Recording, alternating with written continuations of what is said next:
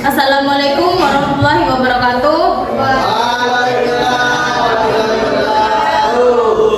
Selamat pagi, salam sejahtera bagi kita semua. Om Swastiastu, Namo Buddhaya, salam kebajikan.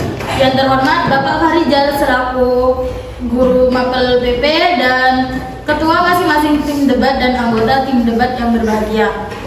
Pertama-tama, marilah kita panjatkan puji syukur atas kehadirat Allah Subhanahu wa Ta'ala. Berkat rahmat dan ridhonya, hari ini kita bisa berkumpul dalam acara debat perumusan dasar negara dengan keadaan sehat walafiat. Pancasila merupakan rumusan dasar negara yang dicetuskan dalam sidang BPUPKI pada 1 Juni 1945. Oleh sebab itu, setiap tanggal 1 Juni akan diperingati sebagai hari lahir Pancasila. Namun dibaliknya, terciptanya Pancasila perlu diketahui bahwa terlibat 3 tokoh yang berperan penting dalam perumusan Pancasila. Ketiga tokoh tersebut adalah Muhammad Yamin, Profesor Soekarno, dan Insinyur Soekarno. Saya persilahkan untuk masing-masing kelompok menunjukkan yel-yel kelompoknya masing-masing. Di sini kelompok kami akan menampilkan yel-yel dari kelompok Sukomo.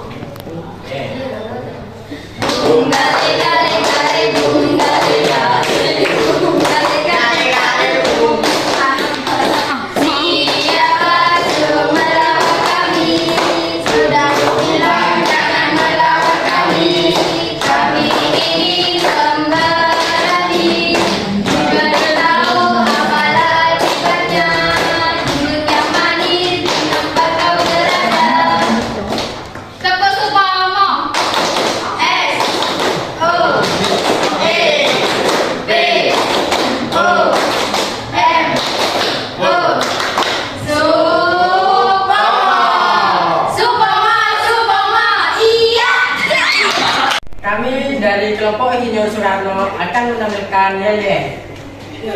Cikelu.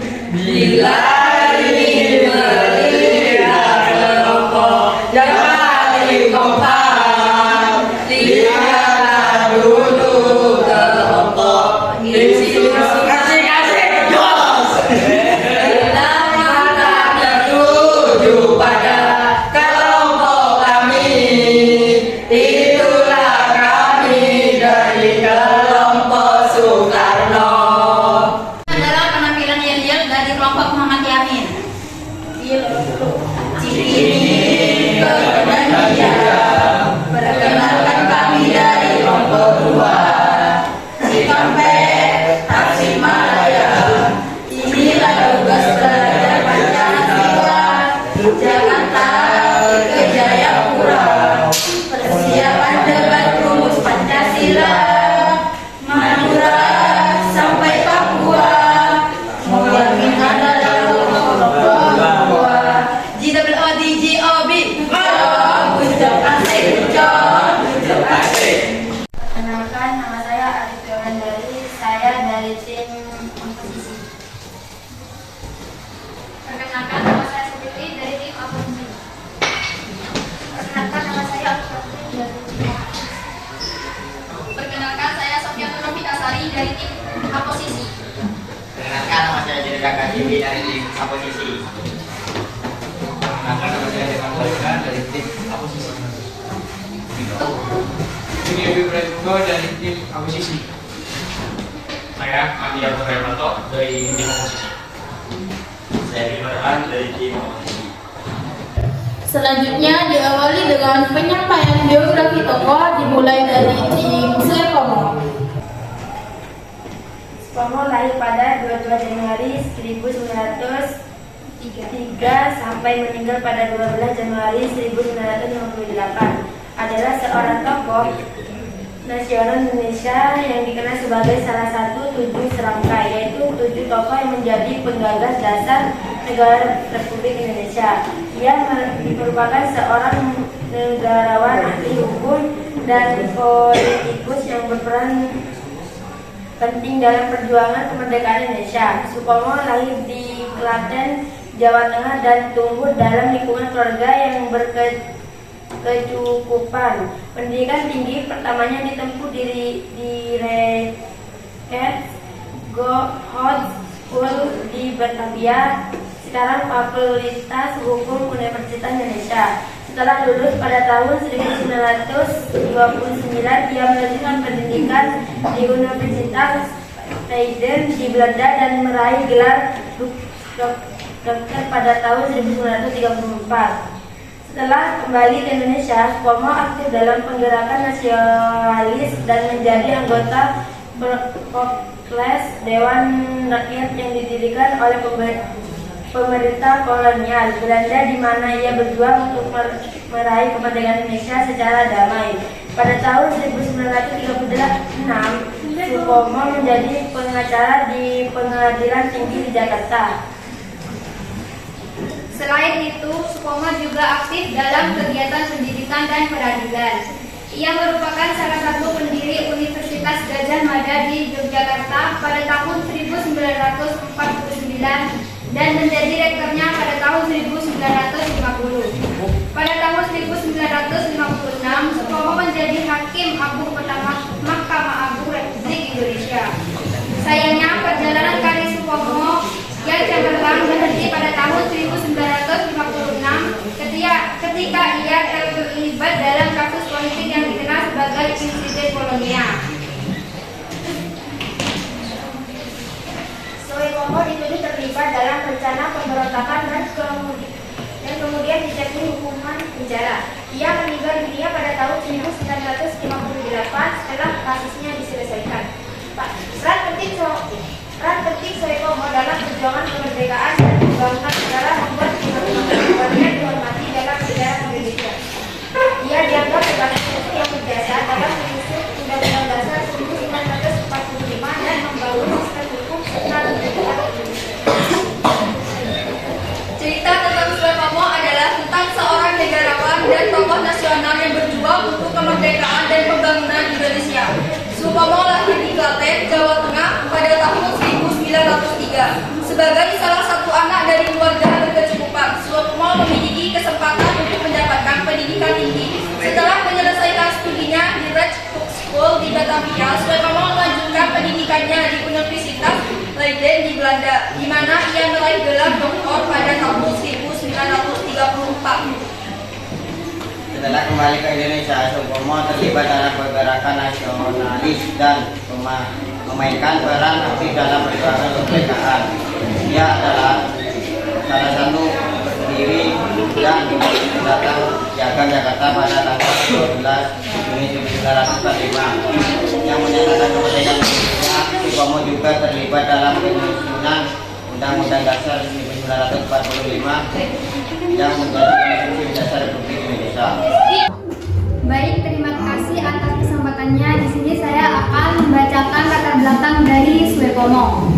Supomo adalah seorang tokoh sejarah penting dalam perjuangan kemerdekaan Indonesia dan juga ahli hukum yang terkemuka.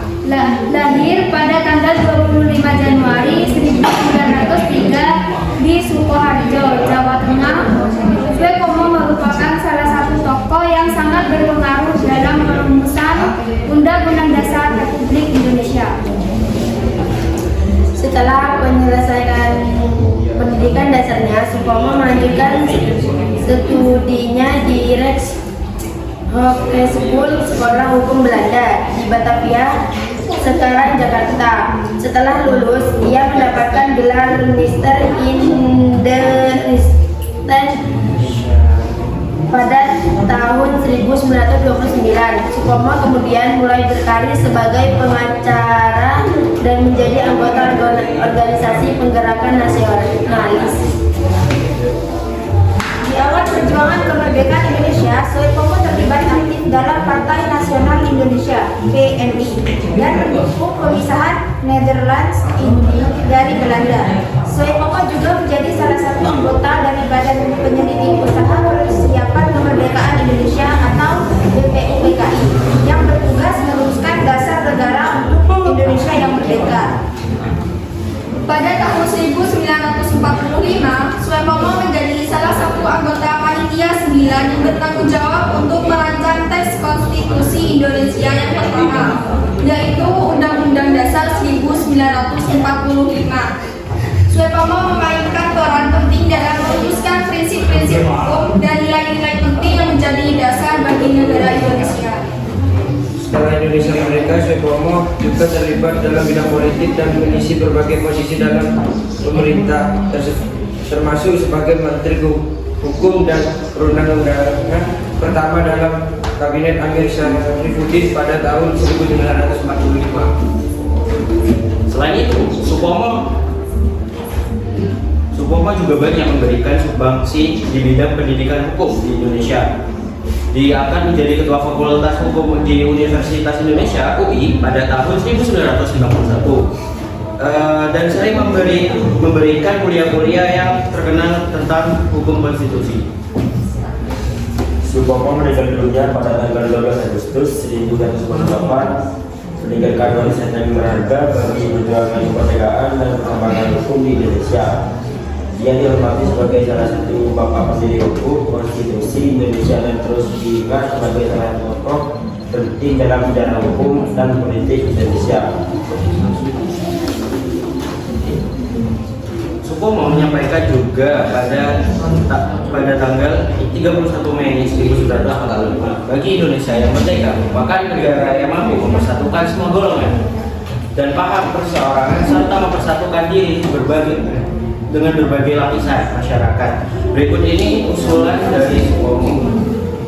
Usulan 1. Persatuan unitarisme, 2. Kekeluargaan, 3. Keseimbangan lahir dan batin, 4. Musyawarah, 5. Keadilan rakyat.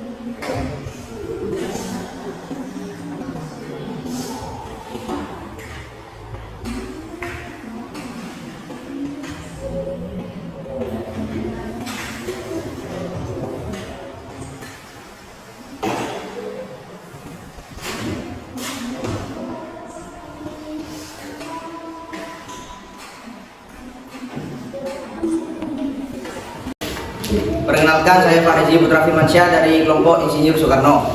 Perkenalkan, nama saya Haidul Anam dari kelompok Insinyur Soekarno. Perkenalkan, nama saya Muhammad Romli dari kelompok Insinyur Soekarno. Perkenalkan, nama saya Ahmad Wilprangga Ardiansah dari kelompok Soekarno. Perkenalkan, nama saya Inur Syahwi dari kelompok Insinyur Soekarno. Perkenalkan, nama saya Dilarawati Abrar dari kelompok Insinyur Soekarno. Perkenalkan, nama saya Jessica Natasha dari kelompok Insinyur Soekarno. Perkenalkan, saya Devian Garuti dari kelompok Insinyur Soekarno. Perkenalkan, nama saya Siti Gracia dari kelompok Insinyur Soekarno. Biografi Insinyur Soekarno. Soekarno adalah salah satu tokoh terpenting dalam sejarah Indonesia. Soekarno lahir pada 6 Juni 1901 di Surabaya, Jawa Timur, dan wafat pada tanggal 21 Juni 1970 di Jakarta. Soekarno memiliki peran penting dalam kemerdekaan Indonesia, yaitu sebagai proklamator kemerdekaan Indonesia dan Presiden pertama Indonesia. Insinyur Soekarno pada tahun 1926 mendirikan Biro Insinyur bersama Insinyur Anwari. Banyak mengerjakan rancang bangunan. Selanjutnya bersama Insinyur Roseno juga merancang dan membangun rumah-rumah dan jenis bangunan lainnya. Ketika dibuang di Bengkulu, menyempatkan merancang beberapa rumah dan merenovasi total Masjid Jami di tengah kota. Pada tanggal 17 Agustus 1945, Indonesia memproklamirkan kemerdekaannya. Teks proklamasi secara langsung dibaca oleh Soekarno, yang semenjak pagi tetap memenuhi halaman rumahnya di Jalan Pegangsaan Timur 56 Jakarta. Pada tanggal 18 Agustus 1945, Soekarno dan Muhammad Hatta diangkat oleh PPKI menjadi Presiden dan Wakil Presiden Republik Indonesia. Pada tanggal 29 Agustus 1945,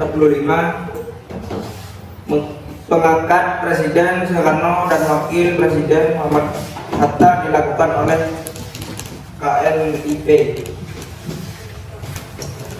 Jalan Proklamasi yang dulunya bernama Jalan Pegangsaan Timur merupakan letak bekas kediaman Soekarno yang berada di Jakarta Pusat. Rumah tersebut diberikan oleh Syekh Farad bin Martad. Butuh rujukan rumah tersebut menjadi aksi bisu proklamasi kemerdekaan Indonesia pada 17 Agustus 1945 yang dikumandangkan di sana.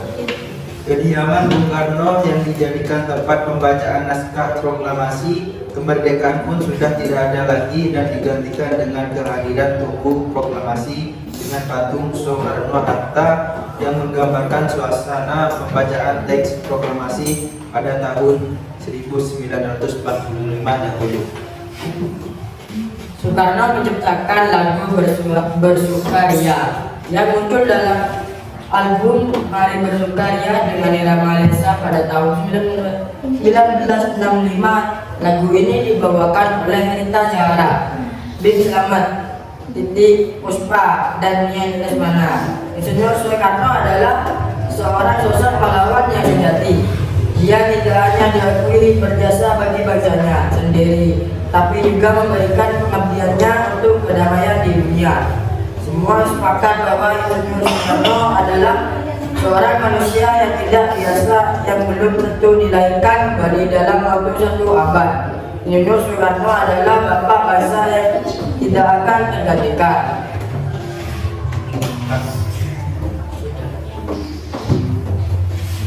Di masa hidupnya, Soekarno telah menikahi 9 orang tua, yaitu Inggit Ganasi, Fatmawati, Hartini, Ratnasari, Mulyani, Dewi, Haryati, Yurike Sanger, Kartini Manopo, dan Hedi Jafar. Soekarno dikaruniai 11 anak. Sebagian keturunan Soekarno pada akhirnya juga ada yang mengikuti jejak sang ayah di dunia politik Indonesia.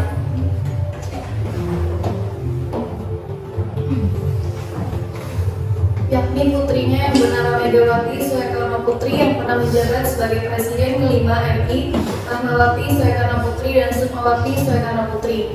Putranya yang pertama dengan Fatmawati Guntur Soekarno Putra justru tidak terjun ke dunia politik seperti dirinya dan adik-adik perempuannya.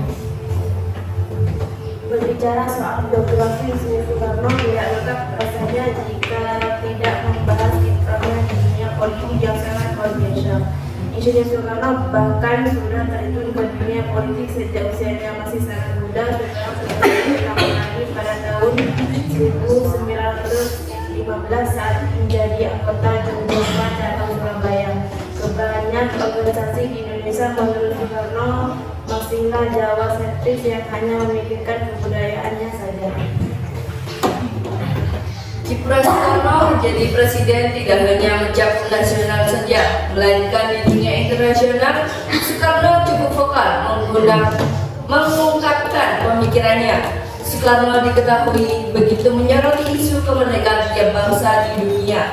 Hal itulah yang membuat Soekarno perlu menjawab tantangan tersebut. Karena kesedihannya tersebut, Soekarno pun memberikan pidato menggunakan bahasa Moko, yaitu bahasa Jawa yang kasar, dalam rapat pleno tahunan Jogjakarta di Surabaya. Tak berselang lama, setelah sebulan rapat tersebut, Soekarno mencetuskan gagasan untuk membuat surat kabar Jogjakarta menggunakan bahasa Melayu, bukan bahasa Belanda. Selama perjuangan yang panjang alias Soekarno dan Muhammad Hatta memproklamasikan kemerdekaan RI pada 17 Agustus 1945 yang didesak oleh kaum muda dan sempat diculik ke Rengas Dengklok. Sejak itulah Soekarno diangkat menjadi presiden pertama Indonesia dan mulai dikenal sebagai sang proklamator yang didampingi Muhammad Hatta sebagai wakilnya. Sebelumnya pada 1 Juni 1945 dalam sidang BPUPKI, Soekarno sudah mengemukakan gagasan tentang dasar negara, yakni Pancasila yang sekarang masih menjadi dasar negara kita.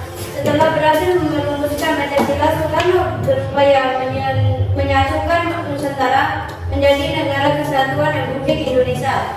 Bahkan bangsa-bangsa di Asia, Afrika, dan Amerika Latin juga sempat diusahakan Soekarno dalam konferensi Asia Afrika tahun 1955 di Bandung, hingga akhirnya kemerdekaan menjadi gerakan non-blok.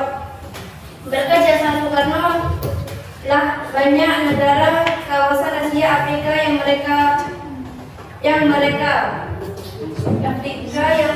meskipun ada pula konflik perkembangan karena ketidakadilan di negaranya. Itulah sebabnya Soekarno dikenal dalam menjalankan politik bebas aktif dunia internasional.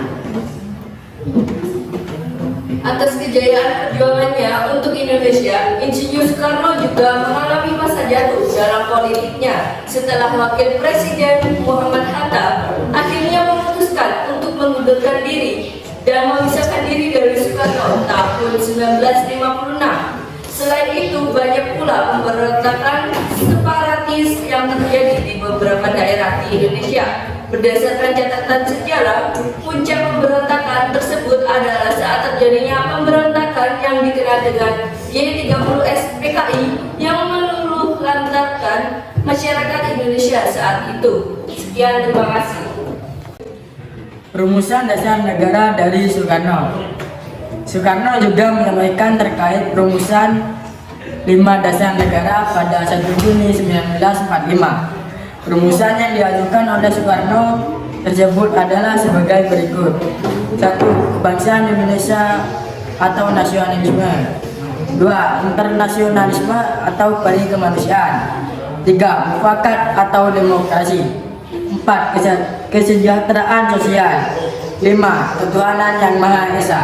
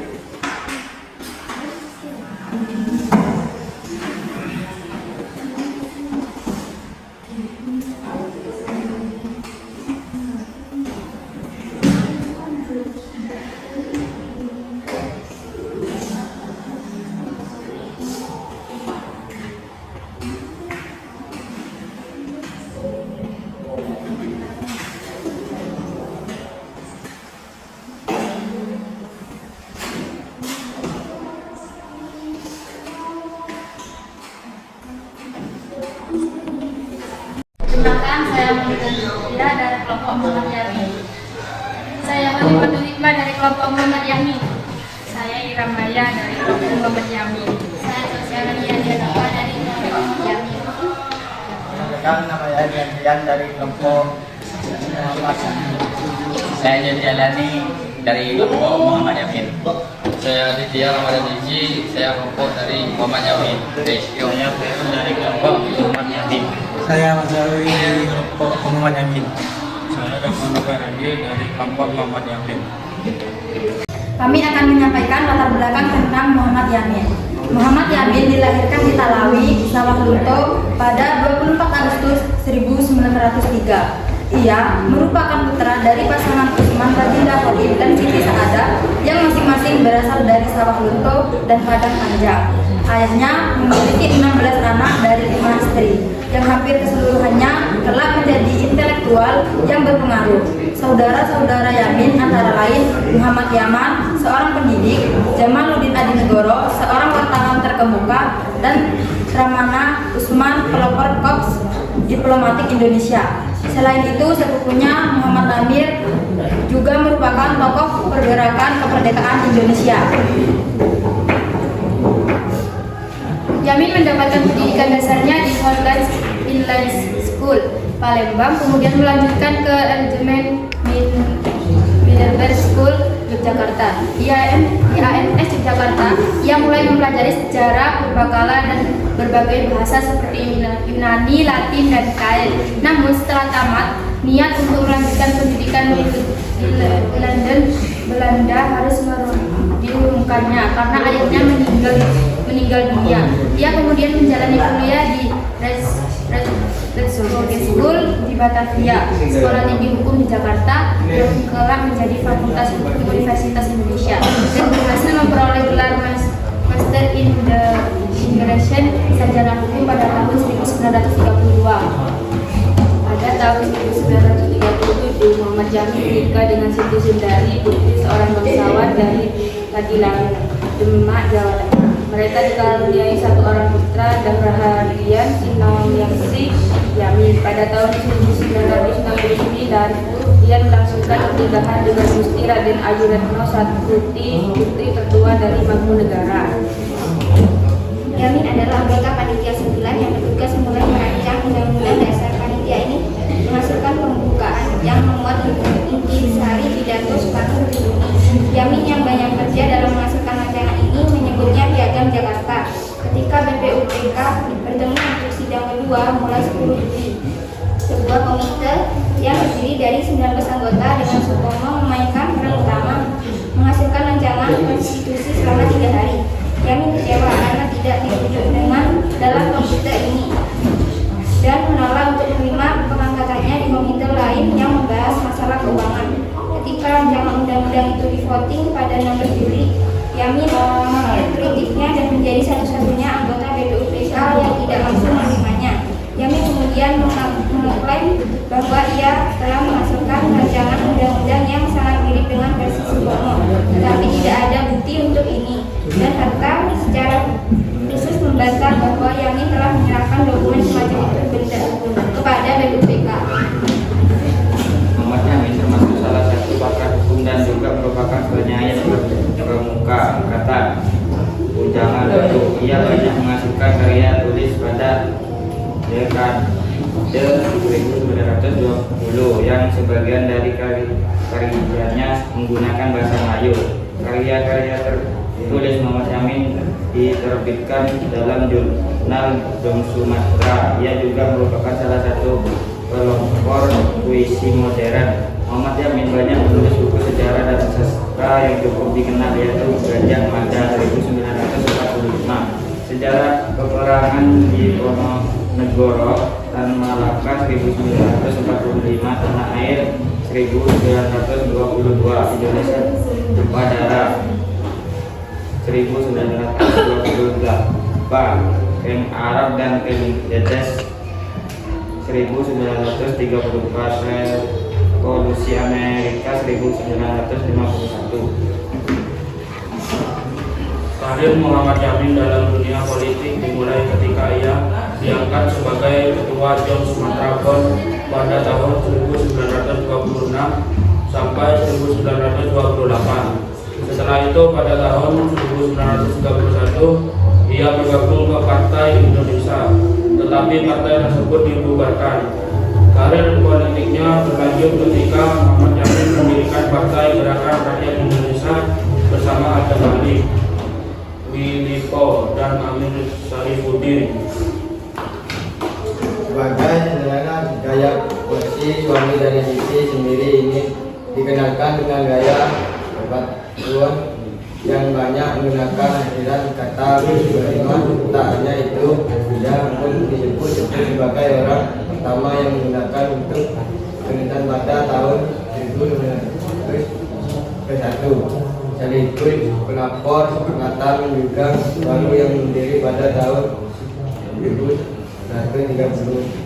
Berdasarkan dalam dunia pendidikan yang berlatar belakang Belanda, bukan berarti yang sampaikan memihak Belanda yang kala itu mendukung Indonesia. Semangat nasionalismenya tetap berkorban dan dibuktikan dalam bentuk karya sutra dan mengajukan kalimat yang barat-baratan.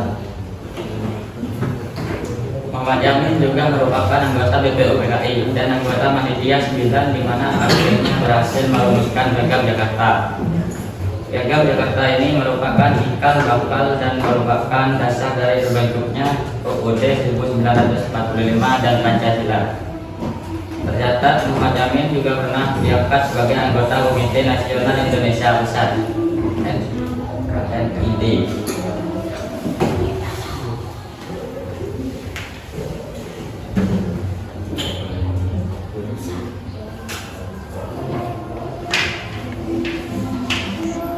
Setelah Indonesia merdeka, Yamin banyak duduk di jabatan penting negara.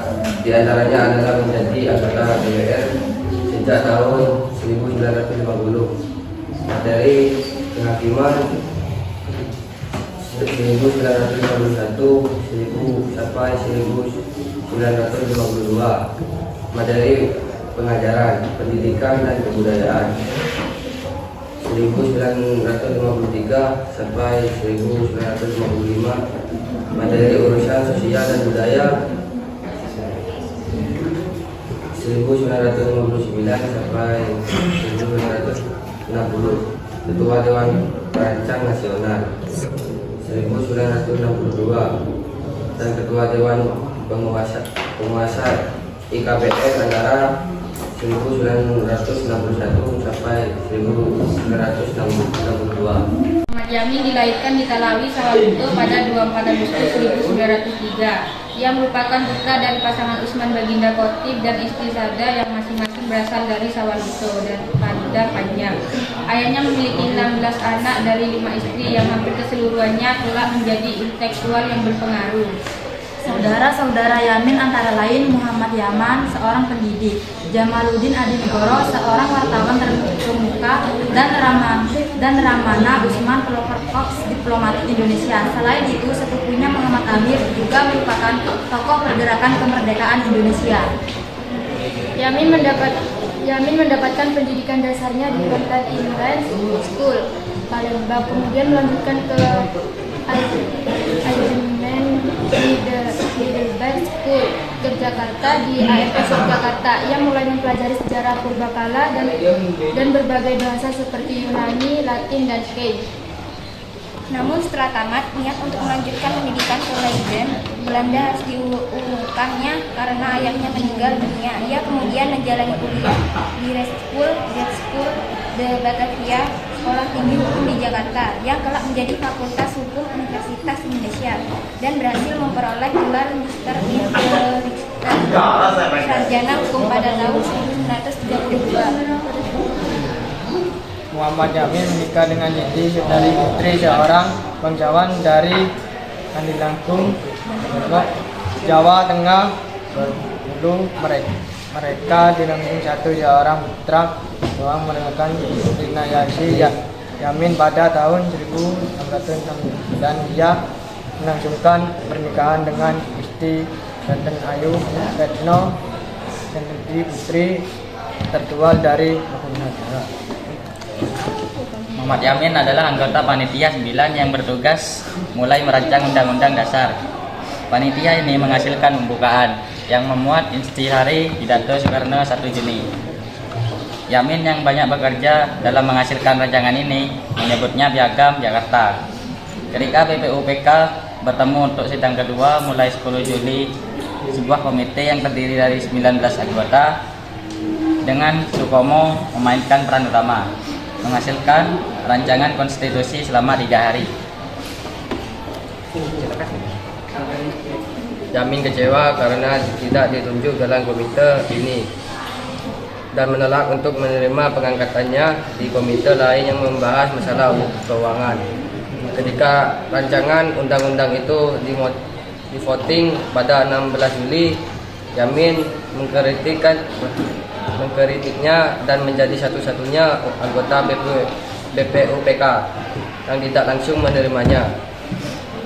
Yamin kemudian mengklaim bahwa ia telah menghasilkan rancangan undang-undangan yang sangat mirip dengan versi Soepomo, tetapi tidak ada bukti untuk ini.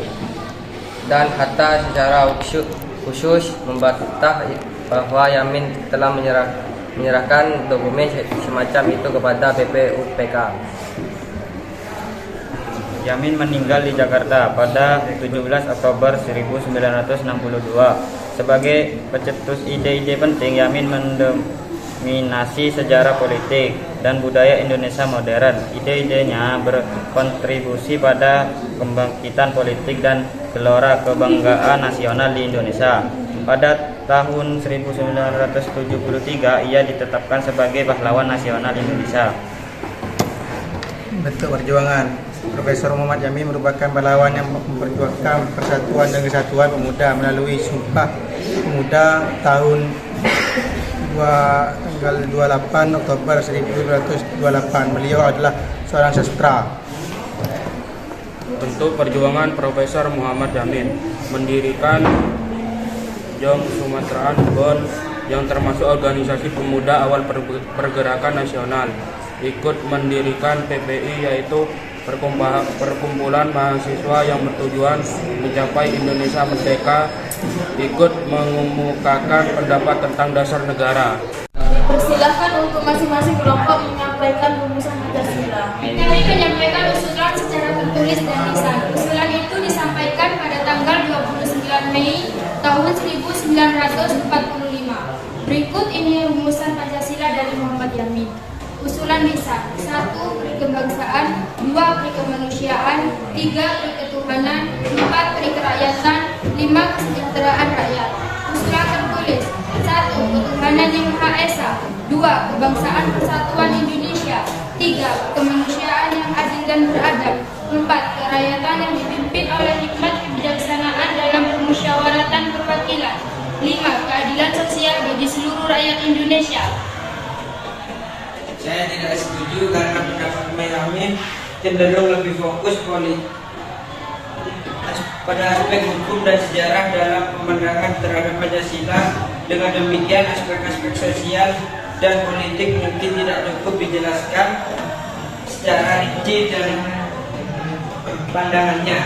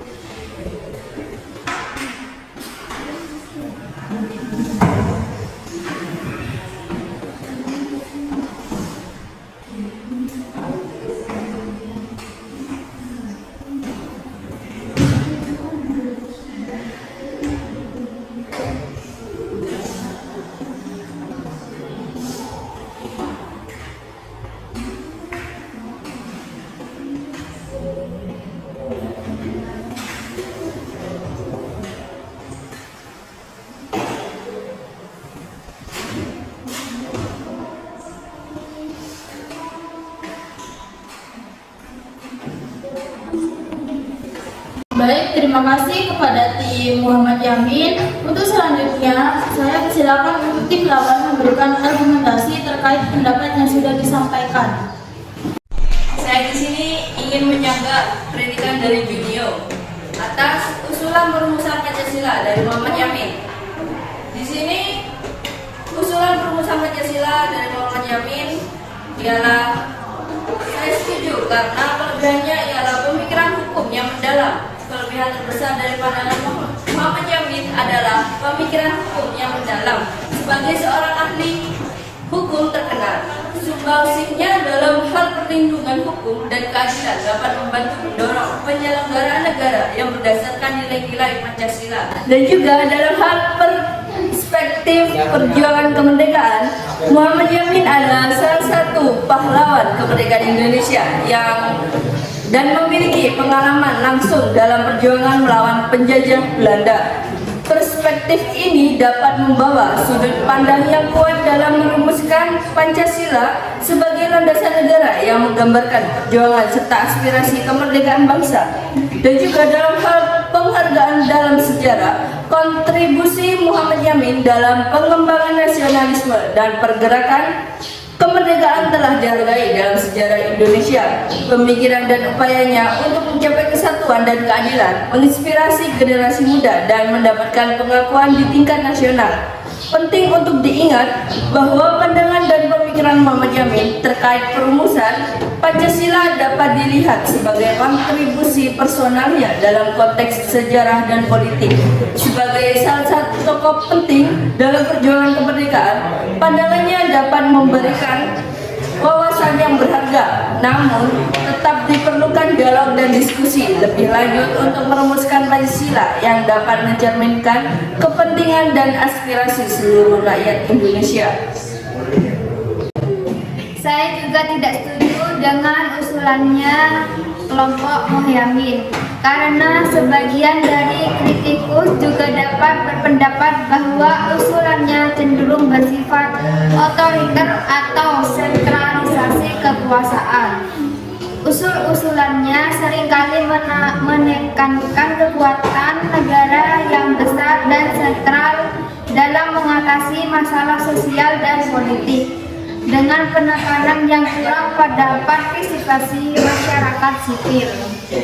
Supomo menyampaikan usulan pada 31 Mei 1945, baginya Indonesia yang merdeka merupakan negara yang mampu mempersatukan semua golongan dan paham perseorangan serta mempersatukan diri dengan berbagai lapisan masyarakat. Berikut ini usulan dari Supomo. 1. Persatuan atau unitarisme. 2. Kekeluargaan. 3. Keseimbangan lahir batin. 4. Musyawarah. 5. Dan keadilan rakyat. Selanjutnya diawali dengan penyampaian pendapat oleh dua tim mengenai rumusan dasar negara yang telah disampaikan oleh tim Supomo.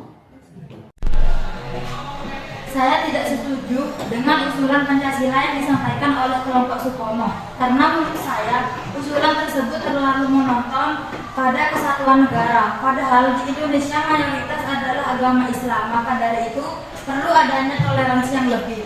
Menurut saya, untuk usulan yang pertama hendaknya adalah keagamaan, setelah itu adalah negara. Saya Devian ini dari kelompok Insinyur Soekarno akan menyampaikan suatu kritikan.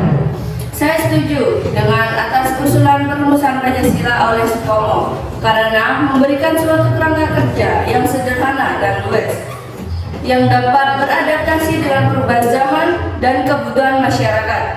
Pancasila masih relevan hingga sekarang dan tetap menjadi dasar bagi tatanan sosial, politik, dan ekonomi di Indonesia, serta dalam hal inklusivitas meskipun terdapat kekurangan dalam mempertimbangkan pluralitas budaya, Pancasila tetap memiliki kelebihan dalam mendorong inklusivitas dalam masyarakat Indonesia.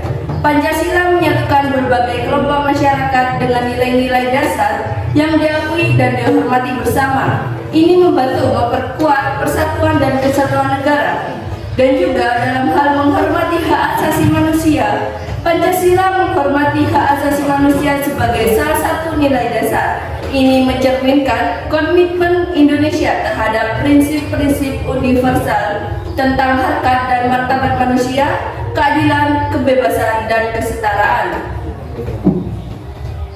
Rumusan dasar negara dari Soekarno. Soekarno juga menyampaikan terkait rumusan 5 dasar negara pada 1 Juni 1945. Rumusan yang diajukan oleh Soekarno tersebut adalah sebagai berikut. 1. Kebangsaan Indonesia atau nasionalisme. 2. Internasionalisme atau perikemanusiaan. 3. Mufakat atau demokrasi.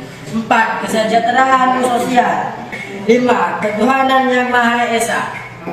Selanjutnya, tim lawan memberikan argumentasinya terkait usulan yang telah disampaikan oleh kelompok Insinyur Soekarno. Saya tidak setuju. Beberapa kemungkinan kekurangan dari usulan IR Soekarno yang dapat disoroti adalah sentralisasi kekuasaan. Salah satu kekurangan yang ditemukan dalam beberapa usulan Soekarno adalah kecenderungan sentralisasi kekuasaan. Beberapa usulan seperti konsep demokrasi terpemimpin menempatkan kekuasaan yang besar pada pemimpin tunggal atau kelompok tertentu. Ini bisa membatasi partisipasi politik dan mengurangi ruang untuk pluralitas pendapat dan kebebasan berpendapat. Ketergantungan pada hubungan negara. Beberapa kritikus berpendapat bahwa seiring dengan usulan yang usulan untuk mendorong pembangunan sosial, Soekarno juga mengedepankan ketentuan yang besar pada dukungan dan intervensi negara dalam perekonomian. Hal ini dapat menghambat inisiatif swasta dan menghadirkan resiko efisiensi dan inovasi yang terbatas. Akan mengkritik usulan dari Soekarno. Interpretasi yang berbeda-beda.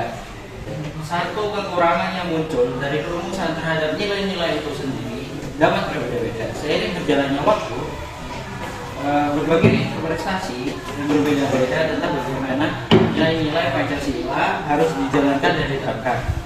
Ini menciptakan ruang dan perbedaan pendapat dan konflik dalam interpretasi nilai-nilai tersebut. Selain itu, kita mengganggu aspek yang lebih spesifik. Pancasila memberikan landasan yang umum dan luas sebagai dasar negara, tetapi kurang spesifik dalam menghadapi situasi dan permasalahan yang lebih spesifik. Misalnya, penanganan isu-isu lingkungan, hak asasi manusia, atau isu-isu sosial politik kontemporer. Terima kasih. Saya setuju dengan rumusan Pancasila Insinyur Soekarno karena nasionalisme adalah awal persatuan Indonesia dan Soekarno berusaha menyatukan semua pemikiran serta membuang jauh-jauh kepentingan perorangan, etnik maupun kelompok serta agama. Saya juga setuju dengan argumen atau usulan yang disampaikan oleh Insinyur Soekarno. Terdapat nilai-nilai kebangsaan dan negara, namun di samping itu juga ada usulan keagamaan. Pada 10 Juli 1945, yakni sidang kedua BPUPKI, Panitia 9 mengumumkan bahwa telah berhasil merumuskan Pancasila. Rumusan itu dikenal dengan Piagam Jakarta yang berbunyi: 1. Ketuhanan dengan kewajiban menjalankan syariat Islam bagi pemeluk-pemeluknya. 2. Kemanusiaan yang adil dan beradab. 3. Persatuan Indonesia. 4. Kerakyatan yang dipimpin oleh hikmat kebijaksanaan dalam permusyawaratan perwakilan. 5. Keadilan sosial bagi seluruh rakyat Indonesia. Yang kemudian rumusan tersebut pun menjadi Pancasila yang tercantum pada Undang-Undang Dasar 1945 dengan sila-sila sebagai berikut: 1. Ketuhanan yang Maha Esa. 2. Kemanusiaan yang adil dan beradab. 3. Persatuan Indonesia. 4. Kerakyatan yang dipimpin oleh hikmat kebijaksanaan dalam permusyawaratan perwakilan. 5. Keadilan sosial bagi seluruh rakyat Indonesia. Sekian hasil dari perdebatan dan perdiskusian antara perumusan Pancasila dari kelompok 1, 2, dan 3. Sekian dan terima kasih. Mohon maaf bila ada kekurangan. Wassalamualaikum warahmatullahi wabarakatuh.